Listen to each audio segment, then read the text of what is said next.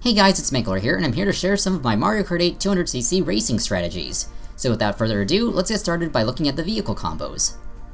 If you have a combo that you normally use in the lower engine classes, then you may want to use a different combo for 200cc, since the mode does make all the tracks play completely differently.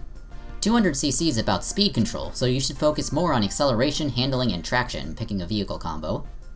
Also, don't forget about the inward drifting bikes. Their tight turning can really come in handy for these turns on 200cc. Now let's move on to the driving. In order to make a lot of turns on 200cc, you have to use your brakes. So you need to know about brake drifting, which is simply braking while you drift. For simple turns, just tap the brake button every so often just to stay tight with the turn. And for sharper turns, you want to hold down the brake button for longer bursts.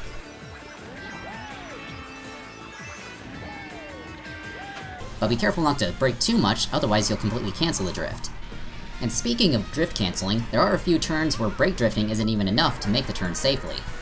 If you let go of the acceleration button while drifting, you can cancel the drift and not get a speed boost from the mini turbo. One area that this trick is useful in is the first few turns of the final section of Mount Wario. Normally you would have to do a lot of braking to slow yourself down from your mini turbos, but if you let go of the acceleration button, you'll both slow yourself down and avoid the unwanted mini turbos. Letting go of the acceleration button is also useful when having a mushroom boost. If you combine this with using hops a turn, you can make much sharper turns while having the mushroom boost.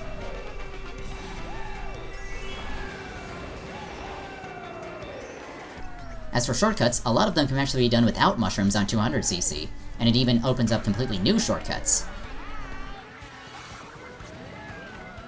Now the last thing I'll talk about regarding 200cc is fire hopping. The speed boost from fire hopping on 200cc doesn't seem to be as noticeable compared to the other engine classes.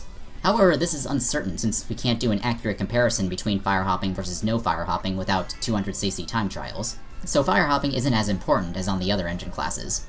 Personally, I fire hop since any extra speed is good, but be careful when fire hopping because you do have less control over your vehicle.